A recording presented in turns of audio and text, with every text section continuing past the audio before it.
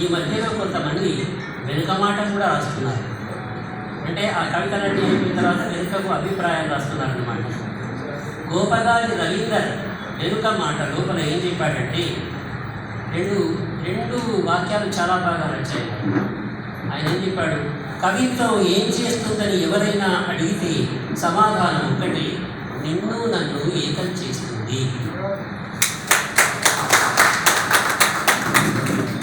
ఇక మొత్తం లేదాళ్ళ కవిత్వాన్నంతా గురించి ఒకటే వాక్యం లోపల చెప్పాడు. ఏం చెప్పాడంటే, కవితా వస్తువును ఎంపిక చేసుకొని కథన పద్ధతిలో ముచ్చట్లాడుతున్న తీరుకు ముద్దులమవుతాం. ఆయన ఓ కవితా వస్తువు ఏరుకుంటాడు, దాని గురించి కవిత్వం రాస్తాడు. ఆ కవిత్వం ఎట్లా ఉంటుంది, ముచ్చపెట్టుకున్నట్టుగానే ఉంటుంది, కథ చెప్తున్నట్టుగానే ఉంటుంది. ఈ కవితలన్నీ అట్లాగే ఉంటాయి. ఈ మొత్తం అతని కవిత్వ తీరును ఒక్క వాక్యంలో చెప్పాడు గోపగారి రవీంద్ర. కవిత్వము వేదాన్ని చెప్తాడు, కవిత్వము జీవితము ఒక్కటి, అభిరుచి అనుభవం ఉన్నంత మాత్రాన సాఫీగా సాగిపోదు.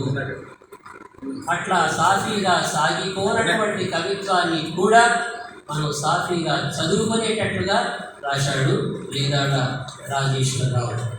సామాజిక, తాత్విక, ఆధ్యాత్మిక గంధాలతో కూడిన గ్రంథాన్ని అందించిన లేదాళ్ళ రాజేశ్వరరావు అభినందనీయుడు.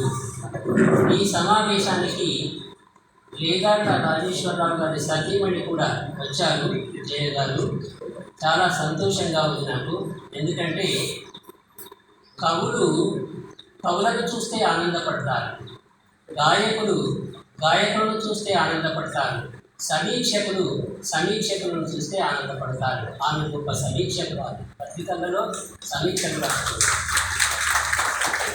ఇంకొకటి ఏంటంటే, ఈ సభ నాకు చాలా ఆనందంగా అనిపించింది. అందరూ కవిత్వ ప్రేమికులే, కవిత్వాన్ని నిరంతరం అధ్యయనం చేస్తూనో రాస్తూనో ఉన్నటువంటి వాళ్ళే.